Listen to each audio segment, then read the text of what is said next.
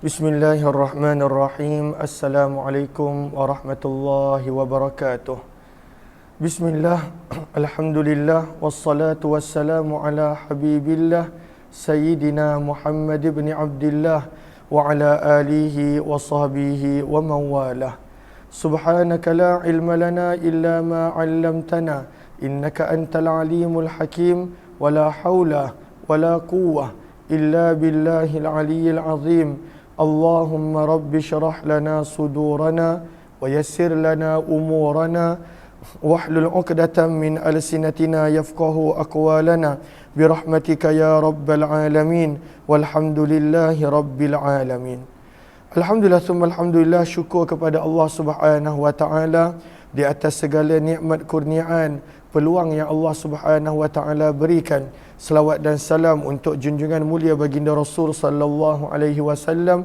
Insya-Allah pada pagi ini kita nak sambung pembacaan daripada hadis sabdaan Nabi sallallahu alaihi wasallam daripada kitab hadis Jami' ataupun Sunan Imam Tirmizi rahimahullahu taala.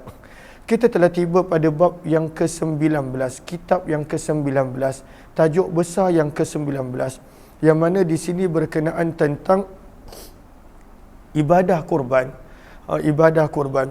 Maka kata Imam Tirmizi, abwabul adahi, hadis-hadis berkenaan tentang ibadah kurban yang sabit daripada Nabi sallallahu alaihi wasallam.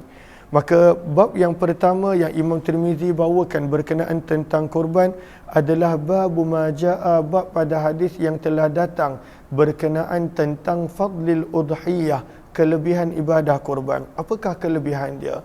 Nanti insya-Allah tak lama lagi pada 10 Zulhijjah akan berlakunya ibadah kurban setiap tahun. Maka moga-moga dengan kita mendengar hadis ini timbul semangat untuk kita melakukan ibadah kurban. Ianya hanya dalam tempoh 4 hari setahun. Kita tak boleh nak buat kurban setiap hari, setiap bulan. Hanya 4 hari setahun disunnahkan, disyariatkan ibadah kurban. Riwayat yang ke-1479. Wabihi ilaihi qala hadatsana Abu Amr Muslim bin Amr al-Hazza al-Madini qala hadatsani Abdullah bin Nafi' as-Sa'igh an Abil Musanna an Hisham bin Urwah an abihi an Aisyah, daripada Aisyah radhiyallahu anha, sesungguhnya Nabi sallallahu alaihi wasallam telah bersabda, ma amila adamiyun, tidaklah melakukan sesuatu amalan oleh seorang manusia, seseorang insan, min amalin, daripada amalan-amalan, yaumin nahri, pada hari nahar 10 Zulhijjah, ahabba ilallah, yang lebih disukai oleh Allah, min ihraqid dam, daripada menumpahkan darah, daripada kurban. Pada 10 Zulhijjah tidak ada amalan yang Allah lebih suka, yang lebih Allah cinta daripada ibadah kurban. Maka sebab itu kata para ulama, pada 10 Zulhijjah daripada semua amalan-amalan sunat, amalan yang paling disukai oleh Allah adalah amalan kurban.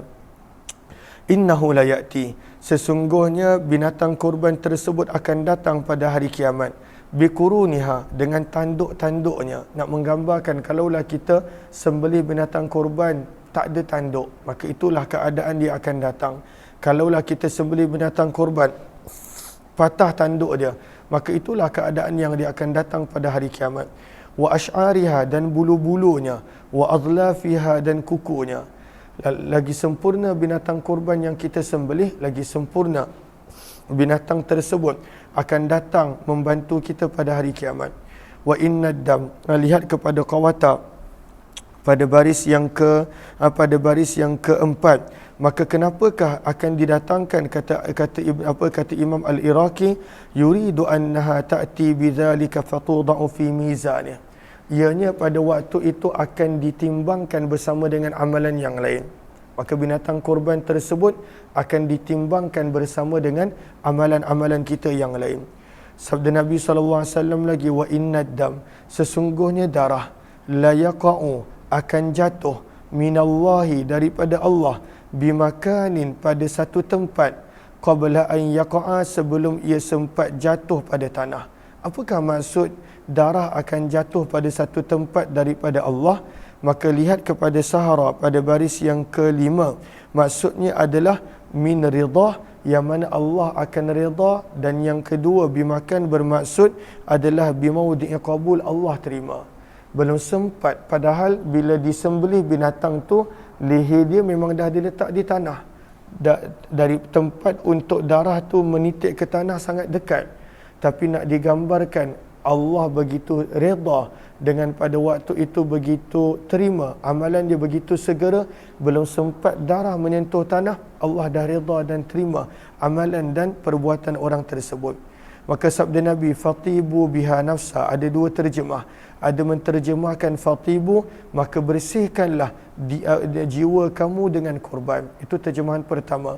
Fatibu biha nafsa, maka gembirakanlah hati kamu dengan melakukan ibadah korban. Jangan rasa tertekan, jangan rasa terpaksa bila melakukan ibadah korban. Dan di dalam bab ini ada juga riwayat daripada Imran bin Husain Zaid bin Arqam. Hadis ini adalah hadis yang hasan gharib. Kami tidak mengetahuinya kecuali daripada periwayatan Hisham bin Urwah, kecuali daripada sanad ini. Dan Abul Musanna, nama penuhnya adalah Sulaiman bin Yazid, telah meriwayatkan daripadanya Ibnu Abi Fudail. Riwayat 1480. Wa yurwa, dan diriwayatkan daripada Nabi SAW, sesungguhnya baginda bersabda berkenaan tentang fil udhiyah, pada ibadah korban, li sahibiha, untuk orang yang melakukannya, bikulli sya'ratin hasanah, pada setiap bulu binatang korban adanya pahala. Setiap bulu binatang korban tersebut adanya pahala. Dan diriwayatkan bikuruniha, pada tanduknya pun ada pahala. Lalu sebab itu kita naklah cari binatang korban yang sempurna, bukan sekadar tangkap muat dan kita sembelih sahaja. Bab yang kedua, babun fil udhiyati bikabshain, berkenaan tentang melakukan ibadah korban dengan dua kambing biri-biri. Kenapa dua kambing biri-biri? Sebab itulah antara korban yang Nabi SAW pernah lakukan. Walaupun boleh je dengan mana-mana kambing. Lalu binatang yang boleh dibuat korban adalah unta, lembu dan kambing. Sebab inilah tiga binatang yang dipanggil bahimatul an'am pada masyarakat Arab, dan termasuklah kerbau dan sebagainya. Kenapa korang berdiri tiba-tiba? Siapa suruh berdiri? Duduk Siapa suruh berdiri?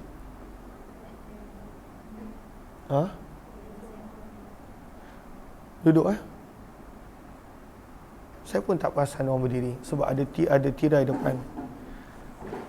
Okey, Allah, bukan dengan sahabat-sahabat yang ada orang berdiri. Kenapa ustaz suruh duduk? Tak, ini ada pelajar ibu saya. Mereka tiba-tiba berdiri, mengantuk ke apa, Allah alam. Okey, bab yang kedua berkenaan tentang Nabi mengorbankan dua kambing biri-biri. Riwayat 1481. Wabi ilaihi qala hadatsana Qutaibah qala hadatsana Abu Awanah an Qatadah an Anas bin Malik. Daripada Anas bin Malik radhiyallahu anhu, beliau berkata, dhaha Rasulullah sallallahu alaihi wasallam, baginda Nabi sallallahu alaihi wasallam telah menyembelih binatang kurban. Nabi sendiri sembelih. Sebab itu kalau kita mampu setiap kali ibadah kurban dua kambing biri-biri, maka Nabi telah menyembelih dua binatang kurban, bikabshaini, dua kambing biri-biri, akranain, yang pada waktu itu bertanduk. Lihat kepada Qawata pada baris yang keempat daripada bawah. Berkata Imam Nawawi, maksud daripada akran adalah qarnani hasnan. Pada waktu itu dua tanduknya sempurna dan cantik. Maka kambing yang Nabi sembelih adalah biri-biri, mempunyai tanduk. Dan sifat dia yang ketiga adalah amlajain, pada waktu itu berwarna putih. Kebanyakannya warna putih. Maka lihat kepada Qawata pada baris yang ketiga daripada bawah, kata Imam Al-Iraqi, yang dimaksudkan dengan amlaj adalah pada waktu itu kebanyakannya putih walaupun ada hitam. Maka pada waktu itu kebanyakan lalu binatang yang Nabi sembelih korban dua kambing biri-biri bertanduk cantik, dan pada waktu itu kebanyakan warnanya adalah putih. Sabda kata perawi, Nabi SAW telah menyembelihnya sendiri. Lalu sebab itu pada sahara, pada baris yang akhir, wahwal mustahabbu liman ya'rifu dzabah, maka sunnah kalaulah seseorang tu pandai sembelih, disembelih korban dia sendiri. Sembelih korban dia sendiri, itu yang sunnah. Kemudian kata perawi lagi, wasamma, bila Nabi nak sembelih, Nabi baca bismillah dan Nabi bertakbir, wa wada'a rijlahu, dan Nabi meletakkan kaki baginda ala sifahihima, pada lambung, pada bahagian sisi binatang tersebut. kan pada waktu ketika mana kita dah baringkan binatang, lalu kita baringkan binatang menghadap kiblat, maka Nabi SAW punya cara sembelih, Nabi letakkan lutut baginda, kaki baginda pada lambung dan sisi binatang yang dekat dengan tengkuk dia. Sebab itu lihat kepada qawata pada baris yang akhir, ay safhah unukiz zabihah, pada bahagian lambung yang dekat dengan tengkuk dia, supaya tak bergerak dan pada waktu itu mudah untuk disembelih binatang tersebut. Kata Imam Tirmizi, dan di dalam bab ini ada juga riwayat daripada Ali bin Abi Talib, Ummul Mukminin Aisyah, Abu Hurairah, Jabir bin Abdullah, Abu Ayyub, Abu Darda, Abu Rafi, Abdullah bin Umar, Abu Bakrah. Hadis ini adalah hadis yang hasan sahih. Riwayat 1482. Wa bi ilaihi qala hadatsana Muhammad bin Ubaid al-Muharib al-Kufi qala hadatsana Syarikun an Abi al-Hasna an al-Hakam an Hanash an Ali radhiyallahu anhu. Daripada Ali bin Abi Talib radhiyallahu anhu, sesungguhnya baginda Nabi sallallahu alaihi wasallam yudahi, telah melakukan ibadah kurban bikabshaini, dengan dua kibas yang Nabi sallallahu alaihi wasallam telah sembelih. Minta maaf, saya tersilap, bukan Nabi, Sayyidina Ali. Maka Sayyidina Ali pun diikut Nabi, maka dia pun bila buat kurban, dia sembelih dua kambing biri-biri. Ahaduhuma, salah satu daripada dua kambing tadi dia sembelih untuk Nabi. Maka daripada sini lihat kepada qawata pada baris yang pertama, maka berkata Syamsul Bilali dalam kitab Mukhtasar Al-Ihya pada qawata, kita baca daripada awal qawata, kata Imam Buluqini rahimahullah, ini adalah daripada kelebihan Nabi sallallahu alaihi wasallam. Boleh panggil Umi. Ini daripada kelebihan Nabi sallallahu alaihi wasallam, bahawa boleh untuk buat korban bagi pihak Nabi sallallahu alaihi wasallam. Kemudian berkata Syamsul Bilali dalam kitabnya Mukhtasar Al-Ihya, annahu yata'akkad, ditekankan untuk melakukan ibadah kurban bagi pihak Nabi sallallahu alaihi wasallam. Ini setengah pandangan. Ada yang mengatakan pada waktu itu tak boleh.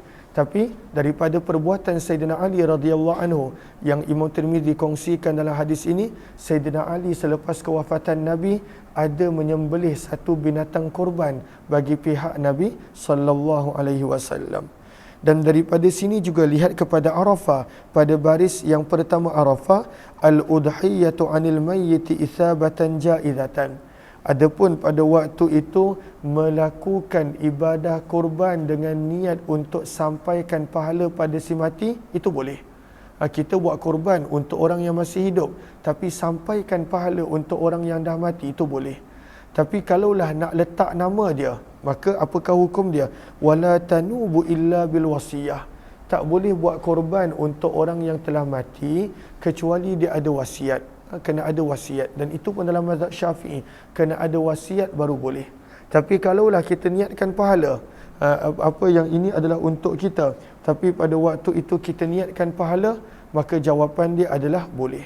Kita letakkan nama sesiapa yang masih hidup, tapi pada waktu itu kita niatkan pahala untuknya, adalah tidak ada masalah. Allahumma salli ala sayyidina Muhammad. Maka dia telah sembelih satu binatang korban bagi pihak Nabi, dan yang kedua daripada dirinya. Lalu kenapa dia sembelih untuk Nabi? Sebab Nabi wasiat dan Nabi pesan. Faqilalah, maka dikata kepada Sayyidina Ali, kenapa dia buat korban untuk Nabi SAW? Faqal, maka dia berkata, amarani bih, Nabi telah suruh aku. Maka Nabi wasiat. Sebab yang tu pergi pukul 10.30. Bukan sekarang. 10.30. Okay. Faqala lah.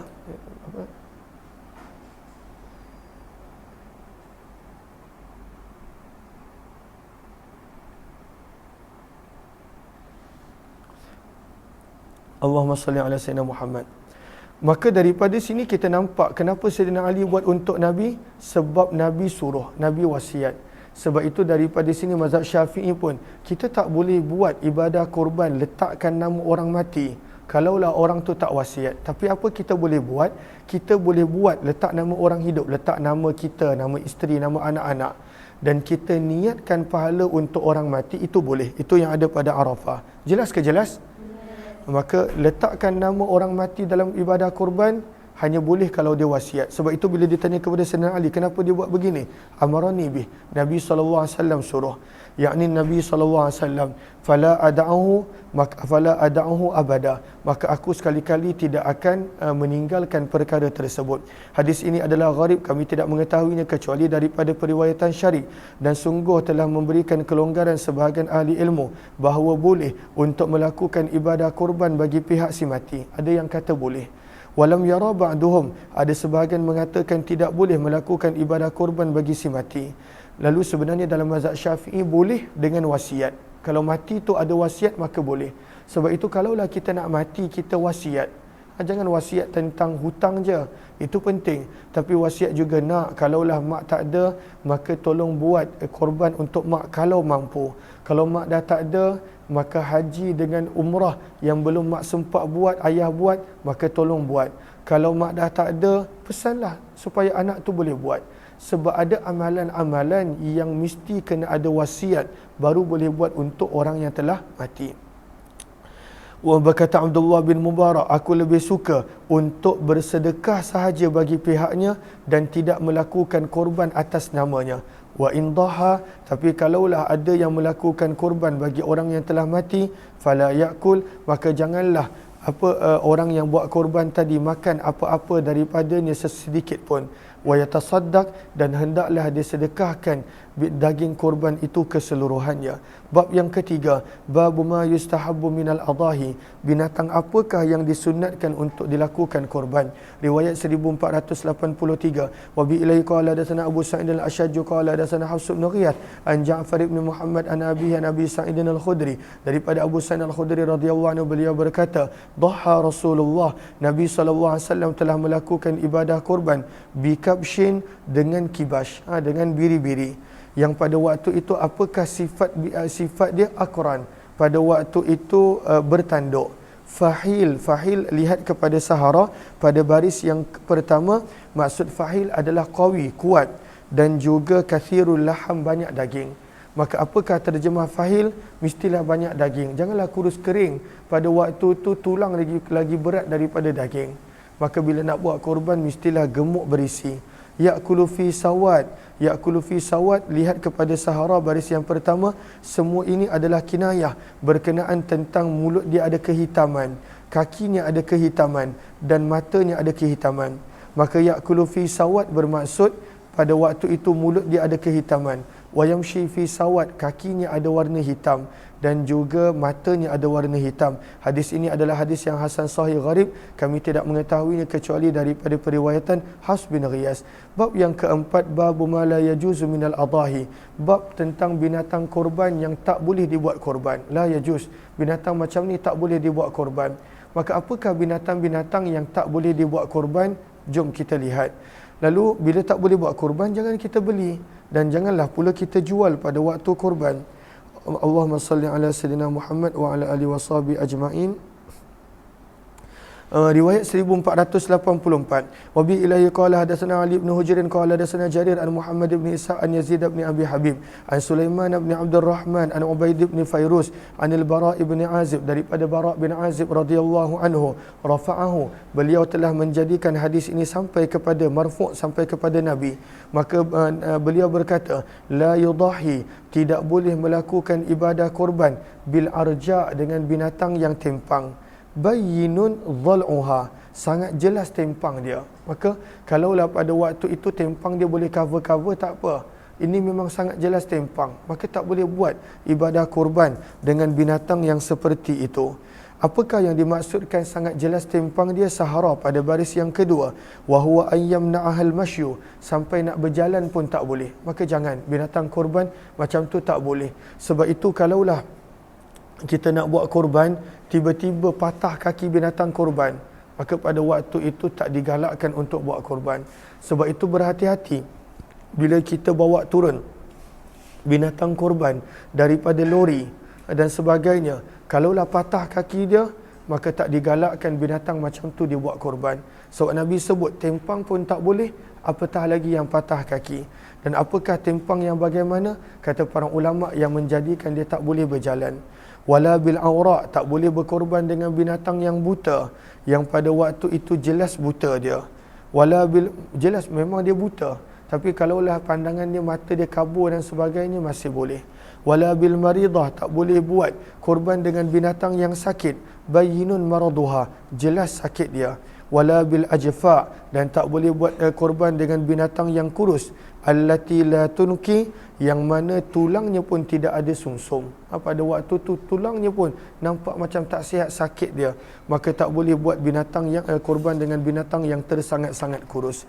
Wabihi ilai qala hadatsana Hannad dan qala hadatsana Ibnu Abi Zaidah qala tana Syu'bah an Sulaiman bin Abdul Rahman an Ubaid bin Fairuz anil Bara anin Nabi sallallahu alaihi wasallam nahwa, riwayat yang lebih kurang sama dengan makna yang lebih kurang sama. Hadis ini adalah hadis yang hasan sahih, kami tidak mengetahuinya kecuali daripada periwayatan Ubaid bin Fairuz daripada Bara, dan beramal pada hadis ini di sisi ahli ilmu.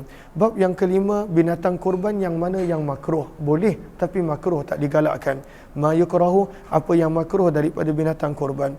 Riwayat 1485. Wa bi ilai qala Hasan bin Ali al-Hulwani qala hadatsana Yazid bin Harun qala hadatsana Syariq bin Abdullah an Abi Ishaq an Shuraih bin Nu'man an Ali radhiyallahu anhu qala amarna Rasulullah sallallahu alaihi wasallam an nastashrif al-ain. Apakah maksud nastashrifa? Lihat kepada qawata. Maksud daripada nastashrifa maksudnya adalah amkana fin nazar, hujung tu amkana fin nazar, tengok betul-betul, perhati betul-betul. Maka kata Nu'man bahawa kata Sayyidina Ali radhiyallahu anhu, Nabi SAW telah memerintahkan kami untuk tengok betul-betul pada dua bahagian binatang korban, al-aina pada mata dia, wal udhuna dan pada telinga dia, tengok je. Maksudnya kat situ boleh nampak kecacatan. Lalu apakah kecacatan dia diterangkan? Kalaulah pada waktu tu kita tak tahu, maka kita tanya pada orang yang pandai tentang binatang. Maka Nabi suruh tengok mata dan suruh tengok telinga dia. Wa alla nudahi, maka Nabi kata kepada kami, jangan kami berkorban bimuqabalah dengan binatang yang terputus bahagian atas telinga dia, bahagian atas. Maka sebab itu lihat kepada Sahara pada baris yang